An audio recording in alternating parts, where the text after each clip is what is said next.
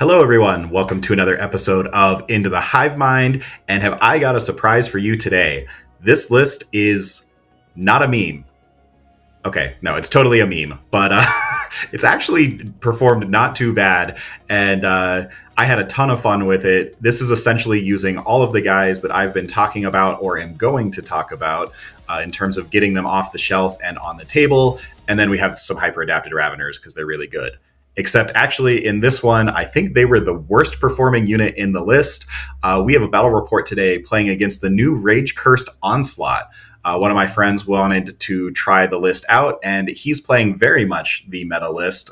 He copied it from Innis himself, so we know it should be pretty broken. But anyways, let's dive into the list. So in terms of characters, we only have two characters. We have a Neuro Tyrant and then the hyper adapted Raveners, who are joined by a 5-man Ravener squad themselves. We are in the subterranean assault detachment, so we want plenty of these burrowing units. This 10-man unit is actually a very solid meta pick, in my opinion, especially in this detachment. They hit really hard. They can actually pick up big targets that we otherwise can't really deal with. And obviously they create tunnel tokens, the ability to uppy downy, free heroic, free rapid ingress. They just get to do pretty much everything that you want, and they are one of the best data sheets that we have in our army right now. So included these guys, and they do have the enhancement to Deep Strike turn 1. Next up, let's go ahead with finishing up the other tunnelers. I just have 2 Molochs. These guys are literally just there to show up, do some mortal wounds, and create more tunnel tokens. In case you haven't noticed, the theme of the list is mortal wounds. So Molochs are kind of the perfect guys that go with this. They're going to pop up, do some chip mortals, and make way for everyone else to start doing some damage. Then we have Barbgaunts. These are guys that I'm planning on making the video for next. They are here to literally just show up and slow the opponent down. Kind of the entire idea of this list is show up and keep the opponent at arm's reach between all of these spore mines who prevent the opponent from advancing within 6 inches, and the Barbgaunts who will reduce the opponent's movement, advance, and charge characteristic by 2 as long as they are infantry, which is very much in the meta. Again, as I keep saying, this meta is just full of melee infantry. So having these guys actually slow you down and telling these infantry they cannot advance and charge is really good. And then we have double Toxicrene. Again, that was one of my first videos that I made in terms of these getting guys off the shelf. These Toxicrenes are actually pretty good in the current meta in terms of being T11. So all of the strength 5 AP 2 for 2 stuff is wounding them on 6s. And then on top of that, they can actually prevent your opponent from falling back on a 3-up. And so much of these melee infantry guys are dependent on falling back and charging now. So showing up 6 away, charging them, killing a few of them, and then holding them there while they're busy hitting you on or wounding you on 6s is kind of the gameplay here. And then again, they also have a cute little mortal wound ability, so they fit into this list nicely. We have psychophages here because they're kind of necessary to help the Toxicrenes get up to that AP 2. Otherwise, the Toxicrenes, unfortunately, their low AP really does hurt them quite a bit. So the psychophages are there to help that out. And the psychophages themselves are actually pretty good now, where they basically, for only 110 points, you've got a guy with 6 attacks at 622. In this detachment, probably hitting on 2s, wounding on 1s, because he shoots his flamer at the target, kills a guy, which is all you need to get +1 to hit. In this detachment, you reroll 1s to hit. So you should be converting all 6 attacks. And then you're at AP 3 now because you flamed your own target. Pretty good for Tyranids, at least. Then we have a singular Pyrovore and a singular Biovore. The Pyrovore is there to strip cover, again, pretty much for the Toxicrene, who has only AP 1 shooting, but also the Barbgaunts if they want to ignore cover against a light save target, something like Guardsmen who have cover. You can strip that cover away from them and then pepper them with a bunch of AP 0 shots, and that actually kills chaff units pretty well. And then the true meme part of the list, we have over 500 points in Spore Mines. Obviously, we have the Biovore himself. Then we have a Spore Assist. So this actually allows us to create 2 Spore Mines at per turn. And so with that, Essentially, the plan is, again, we want to keep the opponent at arm's length.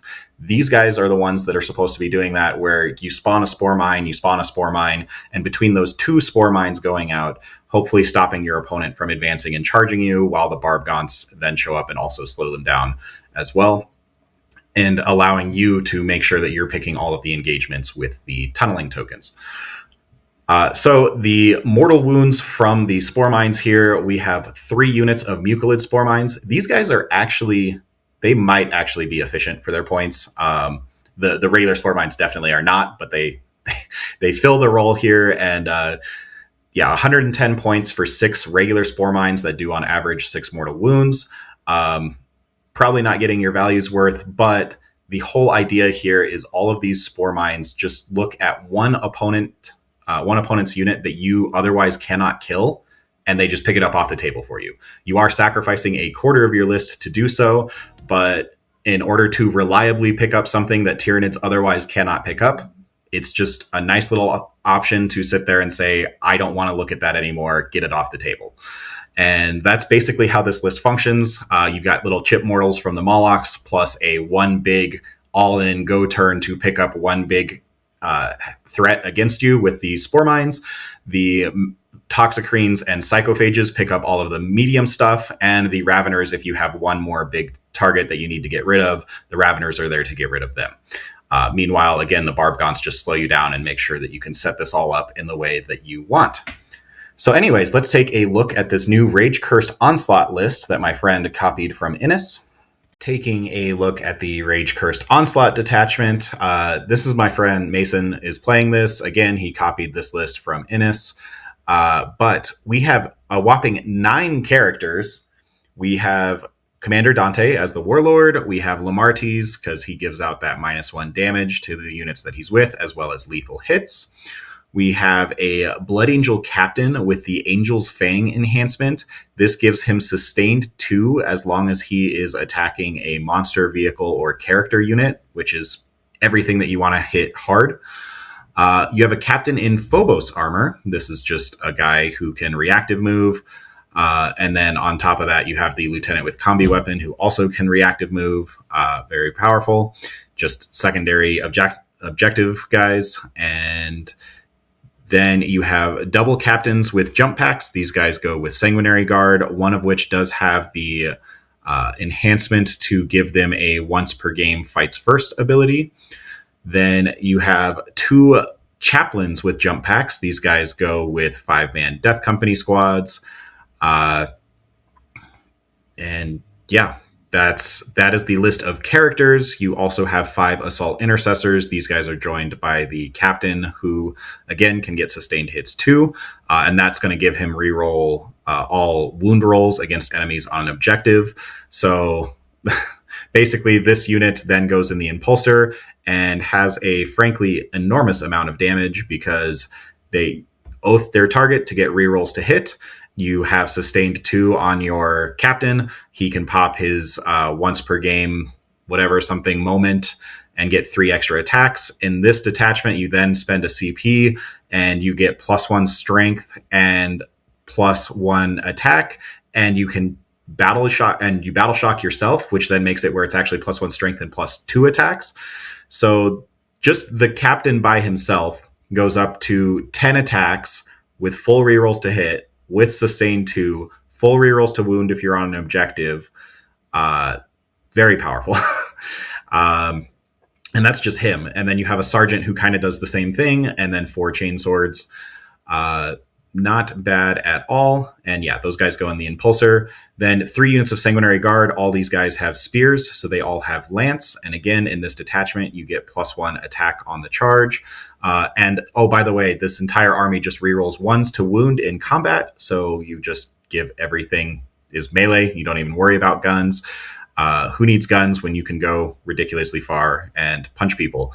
But yeah, sorry. The detachment ability is you get +1 attack on the charge. You always reroll 1s to hit in melee, and you get +2 attacks on the charge if you are battle shocked. And then 2 or 3 of the stratagems are basically you get a bonus. You get to pick one of 2 bonuses, or you can battle shock yourself to get both. one of which is advance, shoot, and charge. So basically, you have a 1 CP advance and charge, and if you want to be battle shocked while you do it, then you also get to shoot when you advance and charge. Seems pretty good. Then let's see, anything else about this list? Obviously, Lamarty's goes with 10 Death Company, the -1 damage, the 6-up Feel No Pain. That unit is just a pain in the butt to remove and hits really, really hard because all these Death Company, of course, just have rerolls to hit built in anyways because they're Death Company, and then they now reroll ones to wound. And yeah, very powerful. And yeah, you have a strat, I believe, for Lance as well. Or no, they just get +1 to wound because of chaplains. That's why. So yeah, all of the Sanguinary Guard get +1 to wound because of Lance with their spears, and all of the Death Company get +1 to wound because of the chaplains, except for Lamarty's squad, who gets lethal. And when you have lethal with full rerolls to hit, that might as well be +1 to wound. And yeah, this army just hits like a ton of bricks and is ridiculously fast. So let's take a look at the mission and the deployment. So for the mission, we are playing Search and Destroy with Scorched Earth. I forget exactly what mission this is. I think it's K in the 2025 mission pack. It was one of those that both of us are going to LVTT in January, and this is one of the missions that is available there. Search and Destroy is the last deployment I want to see against really fast nothing but melee. As he can very much just rush me right off the bat. But Scorched Earth does mean that we're essentially going to maximize primary as long as we get to burn an objective. Going second is fantastic on Scorched Earth, so we're going to see how that goes. Obviously, we both decided to go with tactical objectives. Here we are looking at deployment. Again, Search and Destroy is not really the mission that I wanted to be playing against Blood Angels on, but here we are. So looking at deployment, I essentially have both Molochs ready to go on the table. In case I go second, I spend a CP, pick up both Molochs. That way they can come in turn 1 and put in some chip mortals. The rest of my army is pretty far back, and I'm actually sacrificing the Spore assist essentially in this deployment. Basically, I have Barb Gaunts in the top front ruins as kind of bait, because if those guys die, they're only 55 points, and I can attack whatever kills them. It's kind of the same thing with the Spore assist. My opponent is so close to me right off the bat and moves 12 with his entire army. Therefore, the Spore Mine plan of slowing you down is probably not going to work when he basically has a 6-inch charge off the rip, just even without advancing. So Spore Assist kind of in the front as the other sacrificial piece, with Toxicrene behind and Psychophage as support. And yeah, that's the Tyranid side. Everything else is in reserve, which includes all the Spore Mines, the Raveners who can come in turn 1, as well as, a Pyrovore, and one more squad of Barb Gaunts. As far as the Blood Angel side, again, we have the Impulsor loaded up with the Assault Intercessors and the Captain. We have 3 units of Sanguinary Guard, all ready to go. One of these Death Company units in the top center pocket has a Scout Forward 6 enhancement, which I think I forgot to mention in list creation. But yes, one of the Death Company squads gets to Scout Forward 6, and then you have Lamarty's there with his 10-man as well. And basically, this is just a all aggro, everyone's ready to jump forward and kill me. Mason ends up winning the roll for first turn and goes ahead and draws Marked for Death and Established Locus. Marked for Death, obviously, I can just pick the 3 things that are like not the Molochs because I'm going to pick them up, but the 3 things on my back home objective that he can't quite reach turn 1. As well as Established Locus, which he can just run forward and do quite easily.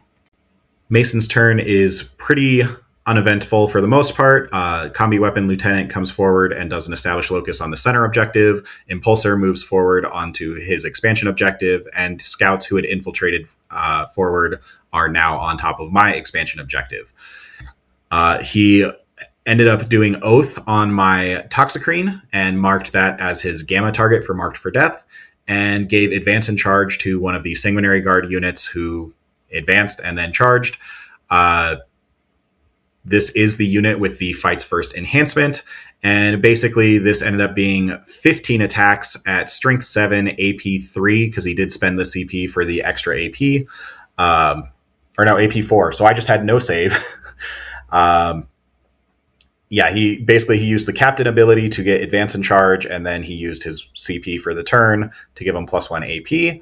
Elected not to battle shock them, and basically this is 15 attacks just from the Sanguinary Guard, hitting on 2s, wounding on 4s, rerolling 1s, and I have no save at 2 damage apiece. And then the captain himself is AP 3 with the Power Fist, and he has, let's see, I think he had 6 attacks, hitting with a Power Fist on 2s, rerolling 1s to wound. And yeah, the unit did kill the Toxicrene. It pretty much took every single attack, but since I didn't have a save, there was nothing I could do about it, and he picks up the Toxicrene, who did not explode, and they are now in combat with the Spore Assist. This is something that I didn't think about. I know that this is a thing with drop pods, that they're immobile and you can't fall back from them, and that's what makes drop pods bad, is your opponent can hug them. I did not think about that with the Spore Assist, because normally he's so far back, if he sees combat, he's dead. But with this one, I just didn't think about it, and basically Mason took advantage, killed the Toxicrene, tied up the Spore Assist, and this actually prevents me from shooting his unit entirely because he is infantry in combat, and I can't fall out of combat, which is a bit of a bummer and makes me kind of have to overplay my turn 1. But again, this is also the unit that has Fights First. So then we go into my turn 1, and I have to figure out how I need to kill off this Sanguinary Guard unit. Again, I can't shoot them, so I come in with the Molochs that can come in turn 1, who allow me to then 6-inch deep strike the Raveners, who have the enhancement to also come in turn 1. I don't feel great using the Raveners already, but basically the Molochs showed up and they killed off, I believe, they did 5 wounds total to the Sanguinary Guard across the 2 of them, killing 1 and leaving 1 at 1 wound. This actually was perfect for me because the 1 wound one was the one that he had closest to me and was not in combat with the Spore Assist, which allowed me to basically position my Raveners in such a way where I kind of strung them back, charged in, and he was only able to attack me with the 1 Sanguinary Guard with the Fights First unit, and the other 2 had to go into the Spore Assist. But yeah, the Molochs showed up, did 5 wounds to that unit. I also drew Established Locus, so my Barb Gaunts moved forward and did an Established Locus in the center. And then I did make the 2 Spore Mines to basically try and slow down the Lamarty's Brick up at the top, as well as another Death Company unit up from there. I just kind of had to accept the fact that my Raveners at the bottom center were already... they were just going to be in charge range even if my opponent does not advance. So I did not bother with any Spore Mines there. Plus, he had units there that were preventing me from creating the Spore Mines anyways. Other than that, I don't think I brought anything else in. Everyone else just kind of repositioned, but I'm very much hiding in the corner because he can very much hit me with pretty much his entire army next turn, hoping that these Spore Mines slow him down. And the Raveners did manage to kill off the Sanguinary Guard unit with the Fights First. I only lost 1 Ravener, and the Spore Assist, I think, actually only took 4 wounds. Turns out the Blood Angels at Strength 4 or Strength 6, without Lance or full rerolls, hit significantly less. So, I think he only took 4 damage, has 6 left, and I only lost 1 Ravener. But now we are going into Mason's turn 2. And this is the score at the end of turn 1. I forgot, I also drew Assassinate. That was part of the other reason why I sent in the big 300-point Ravener unit. I did kill off his Fights First Jump Captain, so I did get the Assassinate as well. So at the end of turn 1, I have a 3-point lead, and we go into Mason's turn 2. Just getting a bit of a top down at the start of Mason's turn. So again, you have scouts on my expansion objective. You have a 5-man Death Company plus a 10-man Lamarty's Death Company, all in that top center ruin, ready to jump down. However, my Spore Mines are making it where kind of their only target are my Barb Gaunts. You have his Lone Op Lieutenant on the center objective. You have an Impulsor on the bottom right. So Mason does obviously score a 10-point secondary, and he has a Phobos Lieutenant over there to kind of replace the Impulsor on the objective once he's ready to go. You've got Dante and Sanguinary Guard, as well as another 5-man Death Company with Jump Captain in the center right ruin, ready to jump down and very much in position to go hit either the Spore Assist or the Raveners. For his secondaries, Mason draws Storm Hostile Objective and Extend. Extend he already has, but Storm Hostile is actually pretty difficult because poor him, he already holds 4 of the objectives. So the only Storm Hostile he could do is My Home, which is obviously a little harder said than done. Sorry, little easier said than done is what I meant to say. But this is the end of Mason's movement phase. So he got out his Assault Intercessors from the Impulsor, gave them a bit of advance and charge, and they came over to go and hit the Ravener squad. Other than that, the 5-man Death Company did go to pick up the Barbgaunts in my center top ruin, and everyone else just kind of repositioned, again, knowing that my Spore Mines were stopping them from hitting anything valuable. And Dante and his Sanguinary Guard, again, just kind of repositioned. Currently, Mason is holding 4 of the objectives. He doesn't have to hit me that hard. But 5 Death Company went after the Spore Assist, 5 Death Company went after Barbgaunts, and the Assault Intercessors and their captain went after the Raveners. So how this went was the Assault Intercessor's captain, even though I'm not on objective with reroll wounds, he just kind of popped off on his own. So as he had Oath on himself, or Oath on my Raveners to get full rerolls to hit, the captain pops his Shackle of Moment to get 3 extra attacks, then spends a CP to get +1 strength and +1 AP, battle shocking himself to also get +2 attacks. And yeah, he's now strength 10, so he wounds me on 2s, and he's AP 3, so I don't get a save, and he's hitting me on 2s, rerolling everything with sustain 2, so because I am a character unit. So he goes fishing just to try and get as many 6s as possible, and here is his roll. So obviously, as you can see, he went from he has 5 attacks base, goes to 7 because he's battle shocked on the charge, and then popped his Moment Shackle to go up to 10. So with his 10 attacks, he ended up getting 21 hits with the fishing, and then this was actually his wound roll. So wounding me on 2s, rerolling 1s, because that's this detachment. So yeah, 10 attacks, 21 hits, 20 wounds, 8 of which are dev wounds, because when you pop the Moment Shackle, you also get dev wounds. Doesn't matter anyways, because this is AP 3, so I just don't get a save. But this is just the captain in the squad. Ends up handing me 20 saves that 20 wounds that I don't get a save against, that are 2 damage each. So that just kills all 10 guys, or at least it would if it does kill all 10 guys, because I'd already lost a guy earlier.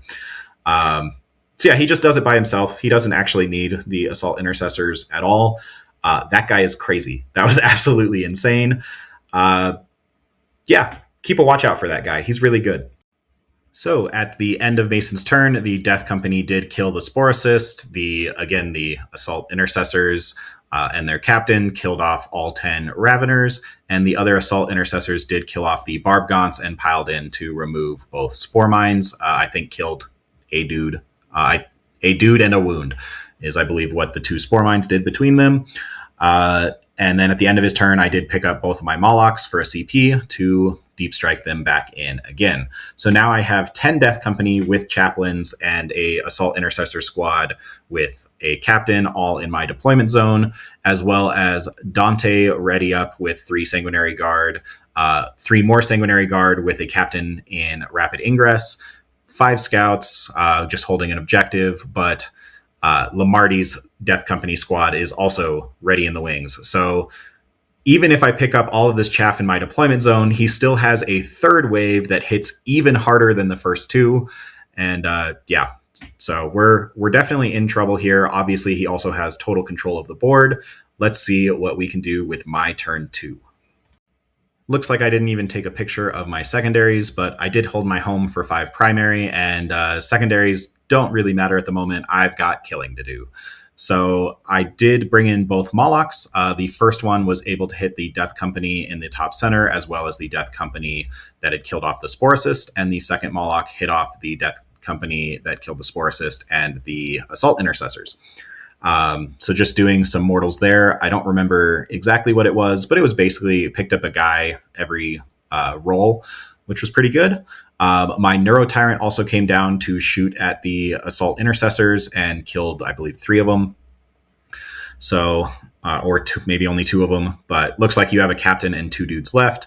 And then Psychophage went in and flamed the Death Company and charged in, as well as Pyrovore and Psychophage shot and killed off all the Death Company from the top middle ruin, but my Toxicrene ended up having to charge in to finish him off. And actually, I remember that's why I also had Extend. So I wanted to, I needed someone to take the center, and the Toxicrene was kind of the only one that was in a position to go and do so. Unfortunately, this means I'm kind of sacrificing the Toxicrene, and I don't really get to show off what they actually do. But he does charge in and goes after the chaplain that is remaining from that Death Company squad. I say I don't get to show off what the Toxicrenes do. He did actually kill off pretty much all of the Death Company just with his shooting. And then this is the state of the board at the end of my turn 2, where the Toxicrene did finish off the chaplain in combat. The Psychophage did kill off 2 more Death Company in combat and did not die in return. And so, yeah, I killed off most of what was in my deployment zone. And I actually did get an Extend for 5 points, which is pretty great. And I think I actually also had Secure for another 2 points is what I'm remembering. So that was actually 7 points to put the Toxicrene up there on that objective. Definitely worth doing, even though that Toxicrene is dead, which is a bummer because he is one of the main damage pieces in this list. But he's certainly dead, and I'm preparing for this wave 3 from Mason, but he's only got 2 Assault Intercessors and a Captain down at the center with 2 Death Company that are left over from the end of my turn. And there we go. At the end of my turn 2, I did have Extend and Secure, so I got 5 points on Extend, 2 points on Secure, and that actually keeps us nice and tight with a end of round 2, 28-29, with him a little ahead on primary, me a little ahead on secondary. So very tight game despite him owning most of the board. However, he is definitely going to get another 10 on primary as we go into Mason's turn 3. Going into Mason's turn 3, as you can see, this is definitely go time. I did pop Shadow in the Warp, and if I remember right, the scouts on the top left objective did fail, as well as his Phobos Lieutenant. But nothing else failed, despite all being at -1 because of the Neuro Tyrant. Sometimes Shadow in the Warp just whiffs, and that this game is one of them. So he did fail, but still held 2 objectives, which is all he needed. And I was really hoping to have either Dante or Lamarty's squad fail, as that would turn off their ability to advance and charge. Obviously, neither one of those did. So, unfortunately, Shadow in the Warp just failed completely, and that just happens sometimes. So, as you can see, we do have Lamarty's squad coming down after the Toxicrene, and Dante's squad, he went ahead and he gets to roll his advance before deciding if he's going to spend the CP for advance and charge. He did roll a 6, and Dante gives +1 to advance and charge. So that unit went 19 inches from that ruin in the middle, just to the right. Went 19 inches over to be right next to the Psychophage, and actually that means he had like an 8.5-inch charge into the Moloch, which turns into a 7 because of Dante. And he went ahead and spent that CP to give them advance and charge. And now he has a 7-inch charge into my Moloch that's basically right on my home objective. From his deployment, he went from his deployment zone to inside my deployment zone and looking at a charge onto my home objective right off the bat. But the Death Company with the in combat in the Psychophage decided to remain, and his Assault Intercessors moved forward to go after either the Psychophage or the same Moloch. I did overwatch them with the Neuro Tyrant, finished off the squad, and did 2 damage to the Captain. So I believe that is a 3-wound Blood Angel Captain now, all by himself, which at least he's not getting rerolls to wound on objectives. and he's already popped his once per game, so maybe he's not quite as deadly anymore. But he did rapid ingress in some Sanguinary Guard up in the top left by the scouts, and they elected not to do anything because Dante is already using the advance in charge, and they didn't really have a good target otherwise. So they are staying up there, but this is the third wave. Most of the rest of Mason's troops are now all coming to hit me, other than that Sanguinary Guard up in the top left. This is the board state at the end of Mason's turn 3. I don't remember his secondaries. I know behind enemy lines was one of them. I don't remember past that, or maybe that was even turn 4. But as you can see, the singular captain went in after the Psychophage because Dante's squad did in fact make that 7-inch charge. I think he CP rerolled it, but he made it, and they did kill the Moloch. I think that's pretty expected. And they piled into the Neurotyrant rather than they had to. If they wanted to pile in at all, they had to pile into the Neurotyrant. So that's what they did. And Lamarty's and the 10 Death Company killed off the Toxicrene in the center. It was actually kind of close. I think he only overkilled it by like 2 or 3 wounds. So, I mean, enough that a CP reroll wouldn't have saved me, but it was a lot closer than I expected for Lamarty's and 10 guys. But yeah, he basically killed everything that he went after except for the Psychophage, the singular Assault Intercessor Captain. Did some damage, or maybe actually I think he failed to wound because he's wounding me on 5s without the Lance ability. And yeah, then the Psychophage went and killed off the last Death Company from the squad and did 2 damage to the Chaplain, but the Chaplain is still alive with 2 wounds left. So obviously looking kind of bleak going into my turn 3, as I now have Dante's squad basically right next to my home objective in combat with my Neurotyrant, and my Psychophage is in combat with a Blood Angel Captain and a Jump Pack Chaplain. Both of my Toxicrenes are dead, and one of my Molochs are dead. I did pick up the second Moloch at the end of Mason's turn to go back into reserve. And we just wanted to point this out. Mason actually measured this out and wanted to see Dante and his squad did move 31.7 inches that turn, just to show you just how fast this army really is. That is pretty crazy, especially when everything also has the damage output to pretty much kill most things. Going into the bottom of turn 3, now my turn. All right, we've been patient. We waited. I held on to these guys as long as I could, and now the ideal targets are out. We have both Dante's squad and Lamarty's squad, and 1 Moloch to make a tunnel. Ideally, the Moloch was able to come in and hit both Dante's squad and Lamarty's squad and the Blood Angel's captain with his attacks, or with his mortal wounds. He did kill the Blood Angel captain, who I think only had 1 or 2 wounds left. So that was great. And that actually allowed the Spore Mines to come in a little bit closer. And then, yeah, I dropped in all of the Spore Mines plus the Barb Gaunts. The Barb Gaunts actually went and shot at the Sanguinary Guard on the expansion objective to reduce their movement, advance, and charge by 2 inches, and basically try and keep those guys at bay, while setting up all of the Spore Mines to go in and see just how much damage I could do to Lamarty's and Dante. And this is what it looks like at the end of my turn 3. So 2 of the Spore Mine squads did not make charges.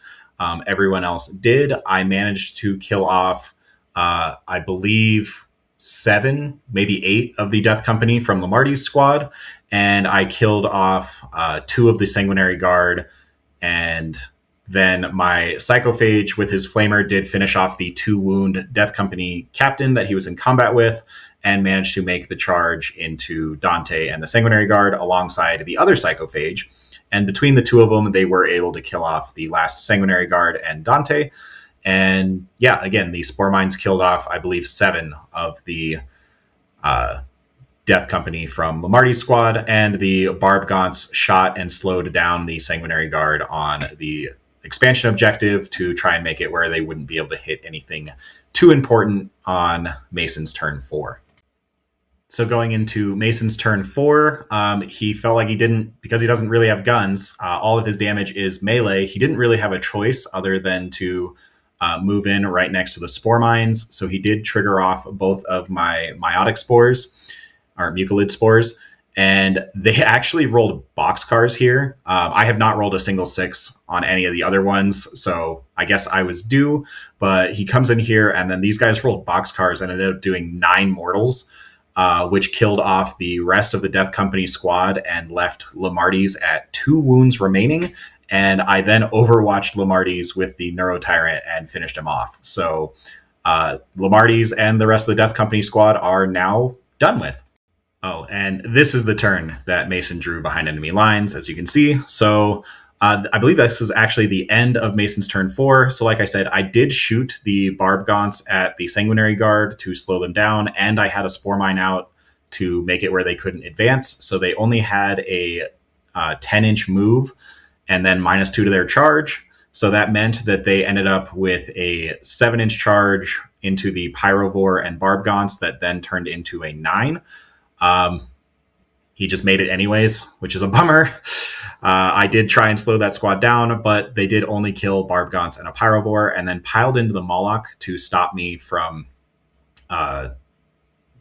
tunneling. I did kill one of them with the Moloch in combat, so he's down to 2 Sanguinary Guard and the Sanguinary Guard Captain. And as you can see looking at the board, although he does hold all of the objectives again, he is running out of stuff. I mean, so am I. I'm at a Moloch, 2 Psychophages, a Neurotyrant, and a Biovore. He's got scouts on my expansion. He's got an empty Impulsor and a Phobos Captain on his expansion. The Lieutenant with Combi Weapon on the center objective, and then just some Infiltrators on his home. So if I can deal with this last Sanguinary squad, he has completely run out of damage. But again, obviously, I'm also very low with just Moloch, 2 Psychophages, and Neurotyrant. And I do have 6 Spore Mines remaining, but I can't tunnel. So that does hurt me quite a bit as we go into my turn 4. So this is the state of the board at the end of my turn 4. The 6 Spore Mines did go in and finished off a good chunk of the Sanguinary Guard. I think they did 5 mortals, so killed 1 and put 1 down to 1. And then the Psychophages didn't really have anywhere else to go other than go in and kill off the last Blood Angel Jump Pack Captain and final Sanguinary Guard. So that's what they did. And then I drew Sabotage, which I held on to. And yeah, we're going into turn 5 and the end of the game. Mason's turn 5, he doesn't have a whole lot left, but he doesn't need to. He did finish burning his expansion objective with the Impulsor, and there was not much I could do about that. He drew Recover Assets and Defend Stronghold, so he gets the 3-point Recover Assets, not getting it in my deployment zone, and he has an ongoing Defend Stronghold. So he does have, unfortunately, a very significant points lead that I can't quite catch up with for my turn 5, but we're going to see and get as many points as we can. Going into my turn 5, I did pick up my Moloch at the end of Mason's turn, and I had picked up my Neurotyrant at the end of Mason's turn 4, who had just walked on the table edge and finished off these scouts on the expansion objective. So now going into turn 5, I drew Area Denial, and I had held on to Sabotage. My Neurotyrant moved forward where I could have tried to flame and kill off all 5 of his dudes off of his home objective because he had Defend Stronghold. But I decided to go for my 6-point Sabotage instead with the Neurotyrant. The Moloch showed up on the expansion objective and started burning it. Meanwhile, the 2 Psychophages, I teleported one of them for a CP through the tunnels, and all they had to do was kill off his lone op, his Lieutenant with Combi Weapon. So for me to get Area Denial. So between the 2 Psychophages, they did manage to flame him down to 1 wound, and then they actually both made the charge in to finish him off. And I rolled the attack from the Neurotyrant just because I wanted to see what it would do. And kind of as expected, I killed 3 guys. He was left with 2, so he would have gotten his defend anyways. And I think that's pretty average. I don't think me killing 5 guys with the Neurotyrant is very feasible. But so yeah, that is the end of the game. I did get a pretty big score with 11 points on secondaries and 15 points on primary. So this does result with the final score being Mason winning 82 to 68. With paint, that'd be 92 to 78. So not bad, especially considering we never really left our deployment zone until turn 5. Unfortunately, going up against Rage-Cursed Onslaught Blood Angels on Search and Destroy and then going first is very difficult, and I think it would be for pretty much any list. They just get to charge you right off the bat, and they have staging points, which, as you saw, can reach from their deployment zone where they're safe to your home objective. And so I think any list would struggle with that. And actually, I'm pretty satisfied with how the list did. The fact that we actually managed to kill all of those guys despite losing the Toxicreens for basically nothing was really cool. And yeah, I would make a couple changes to the list, but nothing crazy. Actually, I would drop the Raveners. That's 300 points. And maybe the Spore Assist, doing the double Spore Mine thing to slow people down is nice, but you could probably do a lot with the 450 points that you would get from the Raveners and the Spore Assist.